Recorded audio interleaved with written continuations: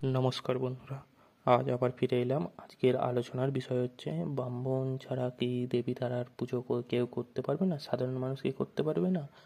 কি কি যোগ্যতা থাকলে দেবী তারার পূজা করতে পারবে, সেটা ব্রাহ্মণ হোক কি সাধারণ মানুষ? এই যোগ্যতাগুলো যদি না থাকে দেবী তারার পুজো কখনোই কোনো মানুষই করতে পারবে না, সেটা ব্রাহ্মণ হোক কি শুদ্ধ হোক। এ প্রসঙ্গে একটা কথা বলতে পারি যে সাধারণ মানুষও দেবী তারার পুজো করতে পারবে। অবশ্যই তাকে শক্তিমন্ত্রে দীক্ষিত হতে হবে, তাকে তন্ত্রের 7টা অভিষেক নিতে হবে, পূর্ণা অভিষেক নিতে হবে। অবশ্যই দেবী তারার সন্ধ্যা পূজা, পাত্রস্থাপন, রহস্য পূজা, তন্ত্রের আভরণ দেবতার পুজো, ভৈরব পুজো ও যোগিনী পুজো, শ্মশান পুজো, শিবাভোগ দেওয়ার দিতে জানতে হবে। এইভাবে দেবী তারার পুজোর পদ্ধতি, এইগুলি যদি না কোনো মানুষ জানে, সে কখনোই তারার পুজো করতে পারবে না।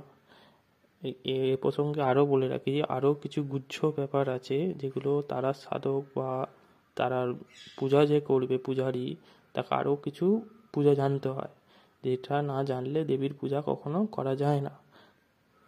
শুদ্ধ ব্যক্তিও যদি তন্ত্রে অভিষিক্ত হয়, তাহলে তিনি তন্ত্রের জগতে মানুষের কাছে ব্রাহ্মণের সমান হয়ে থাকে। পৈতে ধারণ না করেও তিনি সমস্ত তন্ত্রের দেবীর পুজোর অধিকার পায়, সমস্ত তন্ত্রের পুজো করতে সক্ষম হয়। তবে মনে রাখতে হবে যে পুজো তবে মনে রাখতে হবে যে সে যজমানি কখনো করতে পারবে না। যজমানি কথার অর্থ হলো ধর লোকের বাড়ি বাড়ি গিয়ে পূজা সে কখনোই করতে পারবে না। সে নিজের ঘরে পুজো করতে পারে, আত্মীয় বন্ধু বান্ধব নিজেদের আত্মীয় স্বজনের মধ্যে পুজো করতে পারে। অবশ্যই সেটা তন্ত্রের পুজো হতে হবে।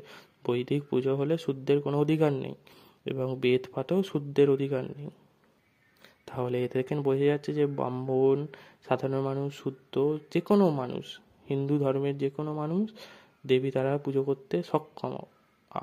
আগে উপরে যেই সব কথাগুলো বলা হয়েছে আগে, সেই কথাগুলো মেনে অভিষেক আদি ক্রিয়া করলে যদি হয়ে থাকে, তাহলে তিনি দেবীর পূজা করতে সক্ষম। এবং কিছু কিছু পুজো যেগুলো আগে বলা হয়েছে, সেই পুজোগুলো অবশ্যই তাকে জানতে হবে।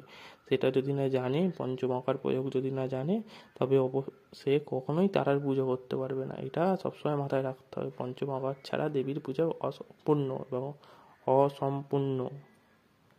আজকে এইটুকুই রাখলাম, আবার পরের দিন আসবো অন্য একটা আলোচনার বিষয় নিয়ে। নমস্কার।